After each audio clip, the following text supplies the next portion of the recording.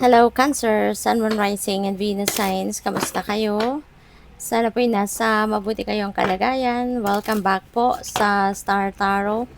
At kung bago kayo rito, welcome din po kayo. Please subscribe, like, share my videos, and leave me a comment kung nakaresonate po kayo. Thank you. First message ni Cancer, we have Snake. Your next card is we have Sky. And we have Anchor.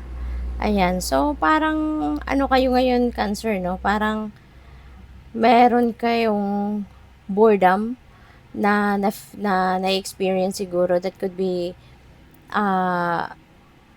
pwedeng yung parang siguro napapagod na kayo sa inyong relationship, parang ganun.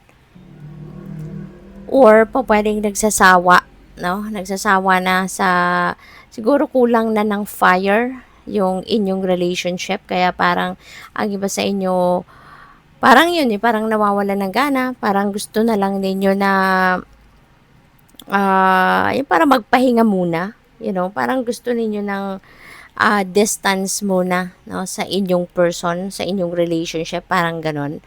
Maaaring it's either napagod na ang iba sa inyo siguro dahil parang stagnant, no? Nasa stagnant energy yung relationship, or pwedeng napagod na kasi pwedeng laging nag-aaway, or palaging merong conflict, no, between you and your person. Kasi meron din tayong Skype dito that also signifies na may mga pag-aaway, may mga conflict, at merong mga hindi pagkakaintindihan kayo with your person. Pwedeng recently ganun lang ang nangyari, or pwedeng medyo matagal na. Maybe it's been going on na for quite some time, no? So pwedeng ganun, kaya maaring laging merong pag-aaway, maaring laging merong hindi kayo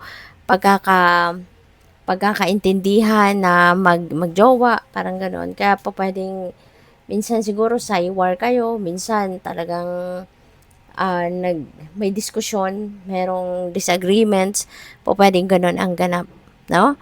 So, possible na yung parang you're feeling that boredom, or you're feeling that parang sawa na, no? Napapagod na at nasasawa na kayo dito sa pag-aaway. Pwede rin kasi, no, na siguro yung person mo, pwedeng yung person mo is